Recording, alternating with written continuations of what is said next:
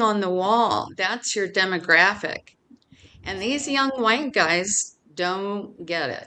They do not get it, but the women do. You have to understand the needs of people, compassion, empathy, education, all three of those. It's not I about the think it's the dollar. plant because it's the female plant. We know that gives us what Yep. we want. Yep.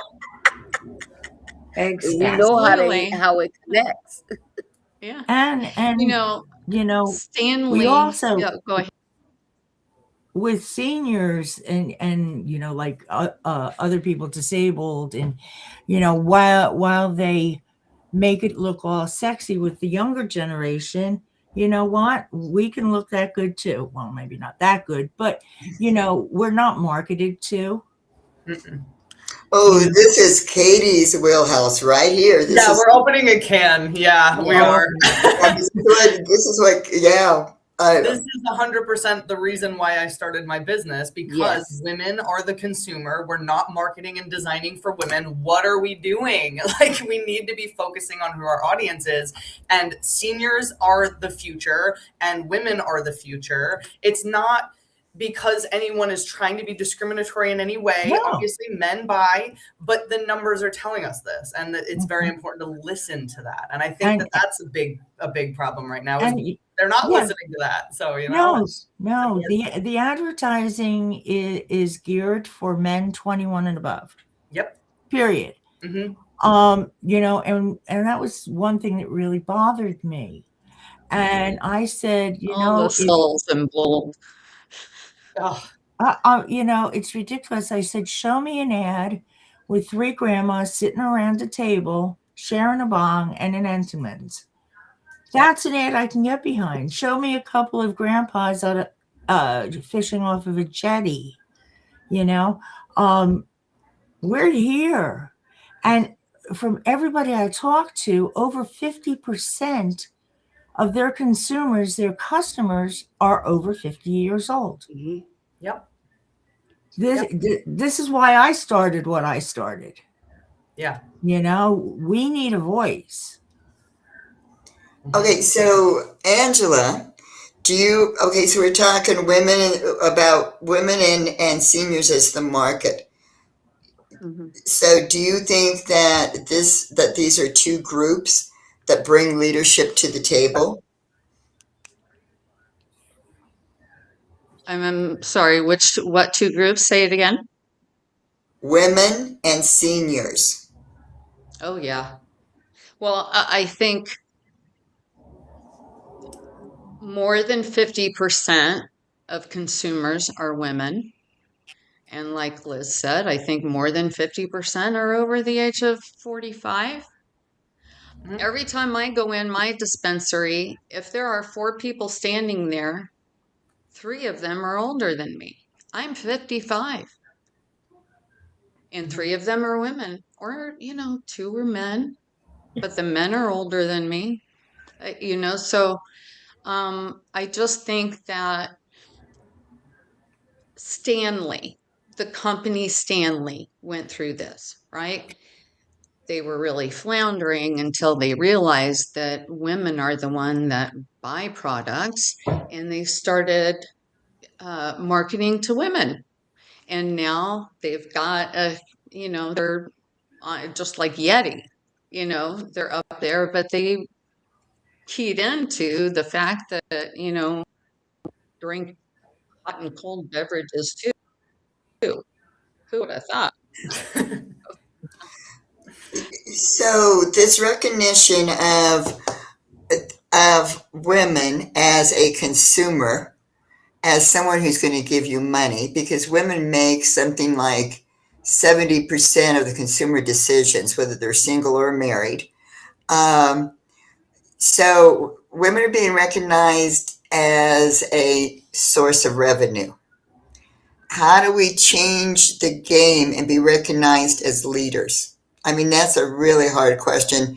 And Willow, I'm going to throw that one at you. I think we need to continue to do what we're doing. Forums like this acknowledge the fact that women and seniors are consumers. That is my target market. I'd like to add a little something. Now, the stats in terms of seniors, that was research from reading. But my research, when I did my DMP, that was the highest population. I implemented a tool called the Cannabis Use Identification Test. And my consumers, I had a very small population, but it definitely was the women. That was the most people that participated in the survey. But in terms of leadership, I think we have to continue to talk. We have to smile at the young boys that are always on their phone, continue to persevere, acknowledge the fact, like you say, when you go into the dispensaries, you see your elderly. Let me just backtrack a little bit. In terms of the seniors, not elderly, I think one of the things we got to do definitely is to continue to advocate, because we know based on regulations and insurances and so on, how can they afford it? How can they get a provider, a doctor, or whomever, not necessarily a doctor, well, it could be a doctor, nurse, to when they go and do that, maybe a wellness visit, have it really be a cannabis visit, but that's how they're going to build it. So I think we have to continue to push that, because seniors, for me, what I'm finding out is access a lot of times prevent them from being leaders or talking about it. They still are hiding. That stigma still keeps a certain amount of people. You have your seniors, they may want to talk about smoking weed, but they're still getting either their grandchild or their grandson who's good with his grandma. He's buying the weed, and then she's still hiding and smoking and trying to put out the whatever. A society, when let's say you're in a bar or wherever you are and you pull out to smoke, the comments that you might get, because the men will be like, oh, she gangster, she this, you just give them a thumbs up and keep it going. I think it's as simple as that. Keep doing what we're doing, pushing the needle, having conversations, talking about it. Education too is incredibly important, because as you all know, we came, from a very different world. And we're, I don't know about you guys, but when I came into it, it was like, oh my God, you got this, you got your dad. Like it was almost like a cacophony of just different, just cannabis was a totally different thing. And we're still trying to come to terms with not stuffing it down our pants to get it home. Am I right? Yes, you are. Well, no, you stick it in your bra, so we know that if you're wearing one. So Deanna and Nancy, do you think? Because I think, that was an interesting point that someone brought up, was the stigma around women of a certain age. So, do you think that that stigma holds women of a certain age back from not only exhibiting leadership in the industry, but even getting in the industry to begin with?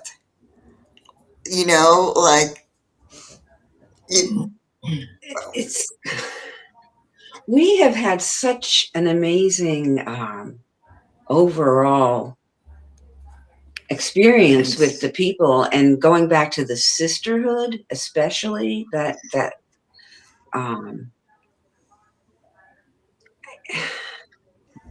that's a tough one. Why don't you feel that one? Because I'm No, thank you. It's just, what is your opinion? What's your opinion? Your observation. I think we have been welcomed in, and I don't know that we are necessarily viewed as leaders. Would you say we're viewed as leaders by the people that we're encountering? That's an interesting question. They're blown away by we're two women at this age bringing a product to market instead of retiring. But yeah, I do think that we are seen as leaders in that sense. Yeah. Okay. Yeah, I think in that sense, yes. You know, I wanted to go back one more time when we talked about young women as bartenders versus young men as bartenders. I think one thing that it's gotten better, but I think women still lack assertiveness.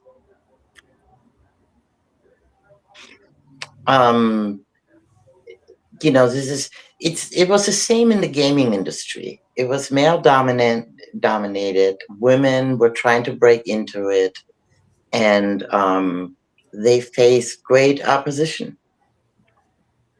And I think the reason you don't see so many women in leadership position in the cannabis industry is because I think a lot of them don't feel like they can stand up to men. Mm-hmm. I really do. Interesting. And that's not and that's nothing new. This is but yeah, that's kind of what I'm thinking.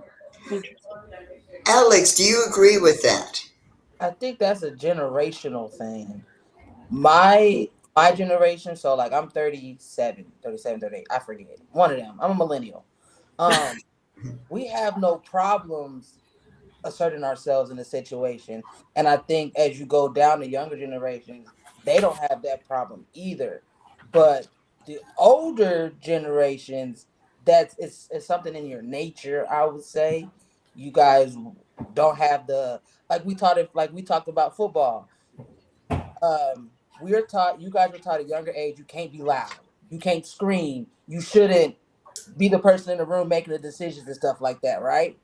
Seen But and for not us, heard. my generation and younger, it's comfortable. Like we're used to that. We have to be in those positions sometimes. So I think it's more of a generational thing. A generational thing. Totally agree, because we Yeah. grew, depending on your age, we were in a time where leadership was you did what the CEO said or the president said. That's what leadership was. And leadership was through being a tough guy or being a bully. And we come from, well, some of us come from that be the nice girl. And I think that coming from that, we raised daughters who weren't going to be like that, who would speak up. Mm-hmm. Yeah. But I I'm think not sure the if internet. what. I Go think ahead. that's the internet. I think social media has taught women the attention economy. And so somebody in Alex's generation is going to understand the merit of speaking up and putting yourself out there and making, um, the social justice warriors. And, I think it has shifted from, you're right, women being in the back office, but the pivot point in the central location of everything else that's going on. But that has changed, I think, to a much more equitable position. But leadership has to be intentional as well to be successful. And I think that is something that we're really just now starting to understand. Maybe 20 years ago, we didn't really get the dynamic. At home, we grew up with this role model that the woman is the pivot point and the husband is the front man. And that's kind of what we end up falling into business as well. And that does need to change. The biggest gap that we have right now is that we control all the capital. And that is where we need some of our energy if we went women to take some of the market share back, honestly. We need women in money. We need VCs that are female. That would be a huge benefit, and lenders and investors and bankers that are female. Oh, totally, totally. I think that's one of the ways that women have been oppressed is by not having money. And it is hard to step up and be a leader or step up and start a business when you're working two jobs. When you're working two jobs, and that doesn't mean that you're working two shit jobs. It just means that you're not getting paid equal wages, and it's really difficult to comprehend that this has not changed since I was in my 20s, and I'm 75. And I've been on the same soapbox forever. So do you think that, well, and it was there for a while, it was just me on my soapbox and nobody else. And then after COVID, it switched. And I think that's because, I don't think, it was because the generations like Alex and probably yours, Katie, Yep. were stepping up and saying, fuck no. Yeah, basically. Basically. You said it any better, you honestly. That's pretty much it. Yeah. You start demanding equity. Yeah, absolutely. And I think And I think this sisterhood between the younger and senior women leaders in business will, take us across the finish line because, and they're helping us not be afraid. Mhm. Boomers were the bra burners. I mean, you guys were the bra burners. And we need to remember that. Yeah. We need to remember that. Exactly. And we need to remember who we are and step up and say, I can do this. Watch out. Hold my joint. I'm coming for you. I think that's a really interesting point too. And I did want to cut in here for a second because one of the things that we talked about just a few minutes ago was the difference in generation between being assertive. Obviously, it's kind of shifted now where that seems to be more of a younger generational thing. One of my mentors who's older than I am, she's maybe 30 years older than I am, actually called me the other day and said, I'm really having a problem advocating for myself with my clients on boundaries and on what I need to do to set the tone with my team and all of this. And you have a really good way of doing that without being perceived as quote unquote a bitch. So, how can I do? And it just was such a moment for me. I was so humbled to obviously receive that call in the first place because I'm like, you've been teaching me everything. So this is an interesting flip-flop. But she really did tell me about, my mom never taught me any of these leadership skills like this. We were always told to just be quiet and let, just kind of do the thing. And, we were doing it in the background, but we never got the recognition. And I think that is very much shifting right now. And that pairing, Liz, that you were just saying between the older generation and the younger is going to now be that change because there wasn't any of that marriage between the older generation. They all knew that they could do this, but maybe, societally, it wasn't something that they felt like they could do maybe in certain cases. And I think now that you have this younger generation empowering that, women are going to be unstoppable as a whole because of that. It's bridging that gap that never had that bridge built. So I think I just had to say that because I always thought that was a really interesting piece of that. I agree. I agree. Yeah. I see that a lot. Very seeing leadership. From just educating, explaining what terpenes are to the older generation. They feel so oh, really? Just giving them that knowledge and the opportunities and the comfort to be themselves. That's what we do for them. And the explosion is just going to take over even more. Yeah, it just empowers them even more. And we know what everyone's capable of. It's just whether or not we bring that out. And I think now that that's being brought out in both ways. There are things, obviously, everyone learns from every generation. And I think that there are a lot of things that the older generation does that we could probably do better in certain cases. But it is a back and forth. And I think that marriage of two generations is really going to change. And not just in cannabis, but in general, I think, across industries. Yeah, they have we've been there, done that. Exactly. we have the, well, let me show you how you can do this now type of mentality. Exactly. Yep. Exactly. Yep. Teach other 100%. works. Yep. Absolutely.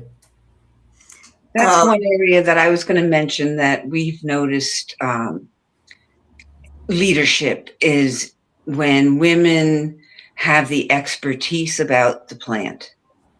And there's such confidence, and I am learning so much about multi-syllable words that I can't pronounce in the cannabis world. And they're knowledgeable, they're health conscious, they're enthusiastic, and they're willing to share. Mm-hmm. And those are incredible qualities. And I'm thinking right now of someone in her 30s that I see online, I'm following online. You just brilliant. And she does the work, she does the study because she's a patient, and she's learning to take this asset of a plant, this ally, and bring it to her to help regulate her health. She has a lot of severe health issues, and she's learning, how do I manage my pain? And as she's doing it, she's sharing these things, and it's phenomenal. So in general, then, we're hopeful that women are going to move the industry forward. Oh, and I also, when we talk about the sisterhood, are we talking about a team and teamwork? Alex, you have a team for real. Wait, restate the question you just said. So I kind of switched mid-sentence because we talk about the sisterhood.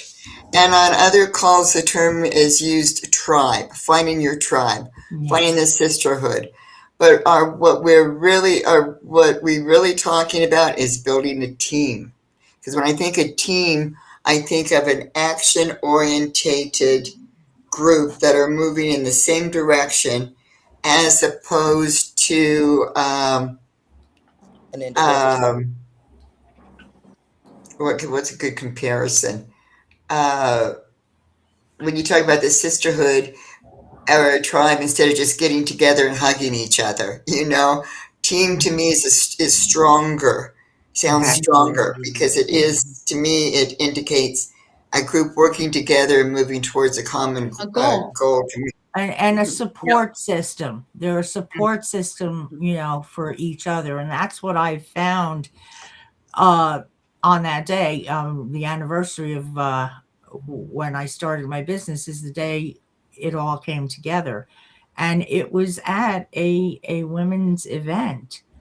And it changed my life. And it gave me the direction I was going in.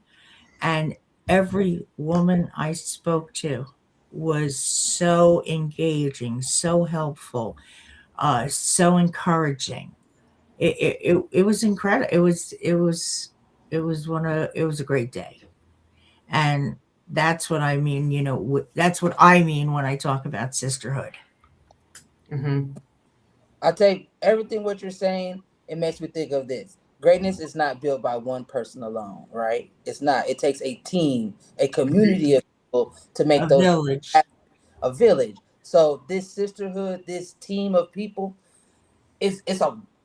I can't even describe the words. Like my hands keep doing this, like a boulder or something. But it's like a motion, like a movement that's gonna come together. If you see a team of people coming at you, like full speed, you either gonna hunker down or you're gonna fight them, right? Because you know that force is coming and they're powerful because they're all together, they're all like-minded, and they're all working with the same purpose, the same goal. So that team is just, that's what it is. That's what comes over, that's what takes over. If you say like a sisterhood, I don't know, it's kind of like a blanket around that boulder, like it's kind of soft a little bit. Like, oh, the sisterhood, that's cool, we're all nice. It's a sisterhood, but it's just something about the word team that gives that empowerment of something, of all these like-minded people coming together to bulldoze your ass. Like a better way. So instead of moving forward, instead of talking about leadership, should we be focusing on and talking about building teams? Yes, 100%. 100%. Yes. Yeah. I'm going to jump in because I've been meaning to say this the whole time and there wasn't a good time to say it, but this is the time. When I am being thought of, especially by you, Addison, which I so appreciate that you think I'm a leader in the space. I think that in my head, the word leader is very antiquated to me. It almost has a slightly negative connotation.